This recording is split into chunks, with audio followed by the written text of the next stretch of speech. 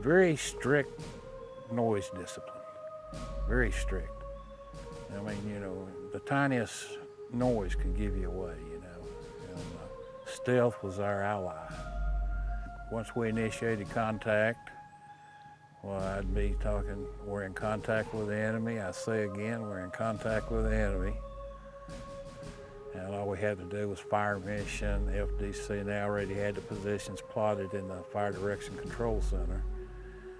Duke came into the company. He became my assistant team leader. He was my assistant team leader until I believe he got his own team. And then David Barber, there was another fellow named Thomas Wilson. He lives down in Lawrence, South Carolina. And he was on 1-6 when I joined 1-6, and he was scheduled to go on R&R to Hawaii to meet his wife, and he was replaced by Gary Sinclair on that last mission.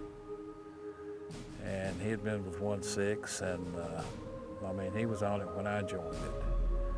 And he was the M79 man, and a tall, lanky fella. Of course, we hit it right off. We'd sit in the hooch and listen to country music and sit and sip, as we called it, you know what I mean? And then, like I say, he was scheduled to go on R&R. And I think Burke was scheduled to go to Recondo School after that last mission, but I think for 2 or 3 days prior to it, trying to get us inserted in, and we took fire. And they couldn't get us in, but they said we've got to get them in there. Sergeant Dowd came to me a couple of days before the mission. He said, Duke, we don't want to go out on this mission. We have a premonition, we're all going to get killed. He said, I need you to go talk to the company commander and get the mission canceled. And I said, I can't do that, Tom. They're not going to cancel it. I'll go ask them, but they're not going to cancel the mission. You guys have to go out there. The problem was, and I think to this day, Sergeant Dowd was right. He said, this will be the 3rd day in a row we have tried to make that insertion. They keep using the same approach each day. He said, they're going to be waiting for us. And he was absolutely right. They shot him out of the air. And on the last time, the incident happened where everything happened, the crash and the subsequent death of my teammates and the pilots and the door gunner. So the staff sergeant was right. And he even went to the pilots and told them, go in from a different angle, a different direction. They wouldn't do it. That's the only way we can get in. And the enemy was waiting. So the guys, the premonition they had was correct. They all got killed, except for one. We're flying along, and I believe we're getting ready to go to start descent to our insertion area. And the ship started vibrating real bad. It started vibrating. And then it turned up like this. And I remember there's a beam comes down behind the seat of the pilot or co-pilot, and there's a hole in it. And I just remember grabbing hold of that hole and hanging out. The pilot, co-pilot were killed outright. They took direct 51 cal rounds to the head. Jeff Burke took a direct headshot with a 51 cal. The rest of the fellas, from what Colonel Ferguson said, they died. We got the call over the radio that the team was in contact. And at first we thought they were all right. We knew they went down. And the company commander on the radio said, well, it looks like they got a perimeter set up around the helicopter. Well, it was the way that the bodies got thrown out of the helicopter. But from the air, it looked like they were in a perimeter. Captain Ferguson ordered the TOC pilot to land them as close as he could to the wreckage. He jumped out, ran over to the wreckage, realizing on the way that he didn't take a weapon with him, And he said, well, I'll get one, thinking, he said, I'll get one when I get there. And he started checking bodies. When he got in there, he's checked for the pulse of the fellows, and they were gone.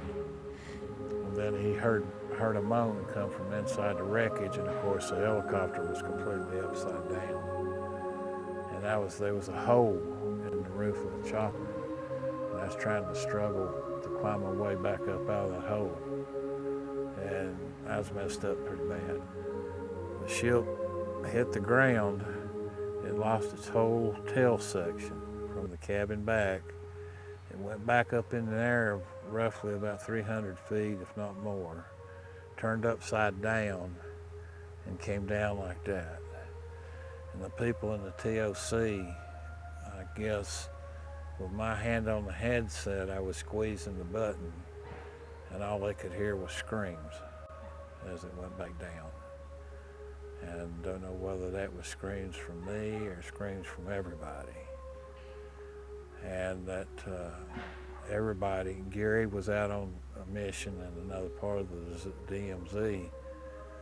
They got irritated because they wouldn't let them move over there to, secure the site.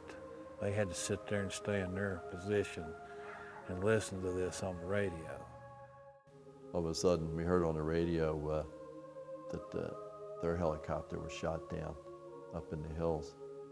So we wanted to go out and go over and help see what we could do and try and retrieve some of the guys on there, because pretty much everybody was killed that mission of the Rangers except for one, Larry Smith. And then the other people was in TOC was really, I guess, freaked out and mad because they knew something drastic, because we'd only lost one person up until that point. That was Sergeant First Class David Carter. He found two guys alive, Larry Smith and a helicopter door gunner, and called in evacuation, got them evacuated. The door gunner died en route before he got to the hospital. We got back to the rear. We were already waiting over at that 85th Med, and I asked Luke, the company commander, I said, I want to go with Larry to the hospital ship. So he said, all right, he gave me permission to do it. So I jumped on the medevac chopper, and Larry was unconscious, but I held his hand all the way out to the ship until he went into surgery. And to this day, he said, I knew somebody was there with me. I just remember coming to on Christmas Day. It's coming to, and first I thought I was in North Vietnamese POW camp because there's Arvins all around me. And they were in their little, just pajama bottoms, and really freaked me out, And finally I wound up pulling out the blood IVs out of my ankle and the plasma IVs out of my arms, and getting up trying to figure out that I was going to die. I wasn't going to be in no POW camp. And then here come two Navy medics in. One had a needle, and they got a hold of me, and they shot me that needle, and it sort of got me calmed down, And then they got me back in bed, and I realized then, they told me I was on the USS Sanctuary. And I go, what happened? And they wouldn't say nothing. They just wouldn't tell me. And then finally, said, well, you got shot down. And I said, well, what about the rest of the fellas? They didn't make it. So it sort of drew me back, because it was a shock, but yet still I couldn't comprehend at that time. I seen that same captain crying over at the morgue. He and I used to have to go over to grave registration and identify the bodies of any of the guys we lost in the company. And I'm probably the only man in the company that's seen the captain cry, because it hurt him deeply whenever we lost anybody. But the men never knew that. So the company was pretty in somber mood for a number of weeks after that, because we lose people. We have like our own funeral procession back in the just outside the compound, and then we have go up to the chapel and have a little service for you know, the people who got killed. So I carried Tom Dowds' boots, spent a whole night shining them up. I said nobody but another Philly boy is going to carry his boots, so I carried them. I still can see all of them. Every man that we lost, I still see his young face. And he'll be young forever while the rest of us grow old, so in a way, I guess that's good.